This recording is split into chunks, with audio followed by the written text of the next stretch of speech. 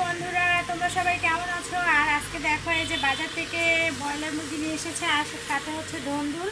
তো ধন্দুল ভাজি করব, সাথে ব্রয়লার মুরগি টমেটো দিয়ে আজকে রান্না করব। তো দেখা যাক ব্রয়লার মুরগিটা আজকে টমেটো দিয়ে কিভাবে রান্না করি।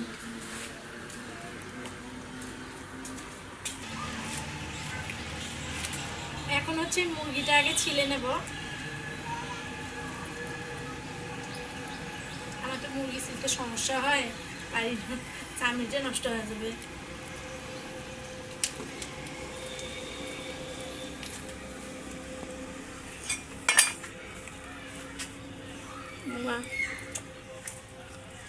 আমি কিন্তু মুরগির চামড়ি মানে ছিলতে অনেকটা কষ্ট হয়, পারি না। তো যাই হোক, যেভাবে হোক ছিলে নিচ্ছি। এখানে 2.5 কেজি মুরগি নিয়ে আসছে, তো পুরো মুরগিটাই রান্না করব।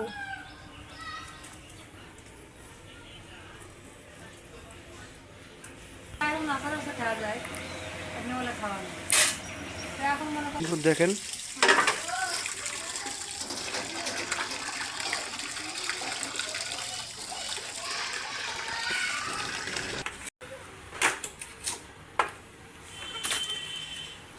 এখন হচ্ছে মাংসগুলো মানে একটু ধুয়ে নিলাম, ধুয়ে নেওয়ার পরে কেটে নিচ্ছি।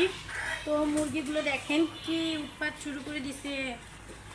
ওগুলোকে আজকে খাইতে দাও না, খাইতে দিছে। তারপরে এরকম করতেছে। একবার ভাত দিছি, আমি চাউল দিয়ে গেছি। মুরগির মাংসগুলো একটু বড় বড় করে নিলাম। না না, ছোটো ছোটো করে কাটো। ছোট করে বড় বড় কাটলে কিছু ঢোকে না ময় মশলা। ছোটো করারও দরকার নেই, বেশি বড় করারও দরকার নাই, মিডিয়াম রাখো। আচ্ছা ঠিক আছে। রানগুলো কাটবা না? না, রানগুলো এরকমই থাক, মেয়ে যে রান খেতে পছন্দ করে।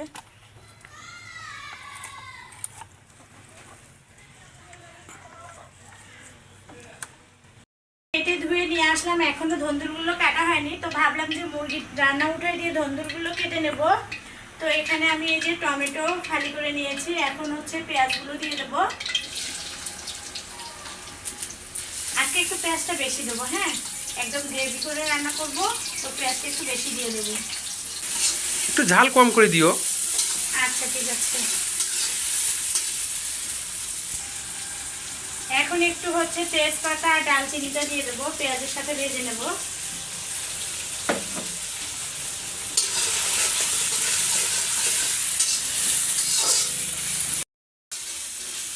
পেঁয়াজটা কিন্তু ভাজা হয়ে গেছে, আমি হচ্ছে আদা রসুন বাটাগুলো দিয়ে দিয়েছি। তো এখন হচ্ছে টমেটো কেটে রেখেছিলাম, সেগুলো দিয়ে কষিয়ে নেবো ভালো করে। এই যে তার সাথে একটা রসুন ছিল, রসুনটাও দিয়ে দিলাম।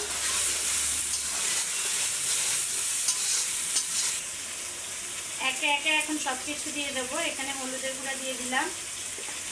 আপনাদের ভাইয়া বলছে একটু ঝাল কম দিতে, তো আমি একটু ঝালটা কম করে দেবো। তবে আমার কাছে ব্রয়লার মুরগি একটু ঝাল ঝাল হলে বেশি ভালো লাগে। স্বাদ মতো লবণটাও দিয়ে দেবো, দিয়ে কিন্তু খুব ভালো করে আগে কষিয়ে দেবো। তো আমি একটু হালকা করে পানি দিয়ে দেবো।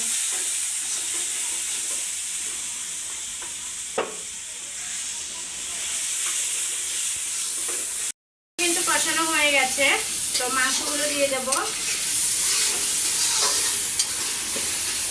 এই যে পেঁয়াজটা কিন্তু গলে গেছে। আজকে রান্নাটা কিন্তু সেই মজা হবে, তাই না? হ্যাঁ, অনেকদিন পর কিন্তু ব্রয়লার মুরগির মাংস এভাবে রান্না করলাম টমেটো দিয়ে, তাই না? হ্যাঁ, অনেকদিন পরেই তো। হ্যাঁ, এরপর হচ্ছে আমি মুরগির মাংসটা এই মশলাটা আগে ভালো করে কষিয়ে নেব, তারপর হচ্ছে ধন্দুরগুলো কেটে নেব। আর একটা কথা কি জানেন, আমি যেখানেই যাই না কেন বেড়াতে, সেখানে গেলে আমাকে রান্না করতে দেয়। তো আমার হাতে রান্না কম বেশি সবাই অনেক পছন্দ করে। তো এই জন্য কোনো মেহমানের বাড়িতে গেলেও কিন্তু আপনাদের সাথে রান্নাবান্নার ভিডিওটাই শেয়ার করা হয়।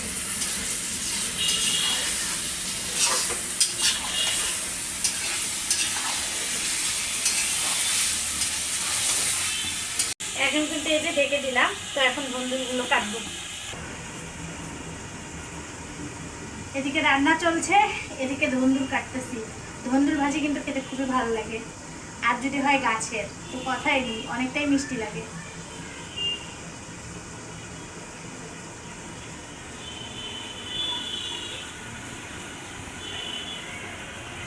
আর এই তো ধন্দুরগুলো কিন্তু এভাবে চাক চাক করে কেটে নিচ্ছি।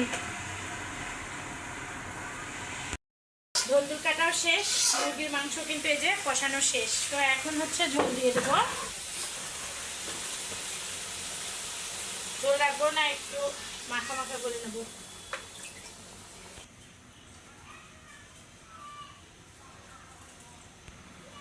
একটু মাখা মাখা করে রাখিও। হ্যাঁ, এখন মশলার গুঁড়াটা একটু দিয়ে দেই, তাহলে মাংসগুলো ভালো লাগবে খেতে।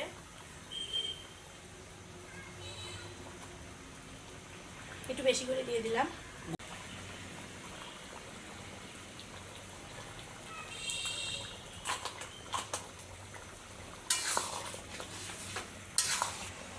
তো মশলার গুঁড়াটা দিয়ে দিলাম, আর এখন হচ্ছে ঢেকে দেবো।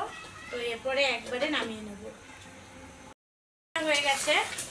তো একটু এই যে হালকা হালকা গায়ে একটু মাখা মাখা ঝোল রাখলাম। তো এখন হচ্ছে নামিয়ে নেব।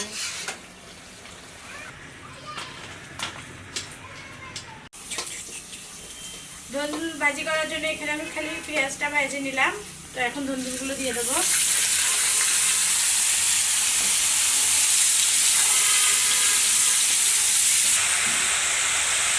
হালকা করে একটু হলুদের গুঁড়া দিয়ে দেবো।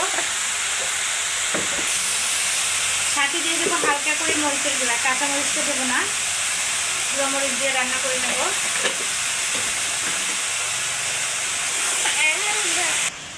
হালকা করে একটু লবণ দিয়ে দেবো। আমি হচ্ছে এগুলো ঢেকে দেবো না, কারণ পানি উঠে যাবে। এরকমই আস্তে আস্তে ভেজে ভেজে নেব। আর এই তো এই যে বলতে বলতে কিন্তু অলরেডি পানি উঠে গেছে। এই যে ঢেকে দেবো না।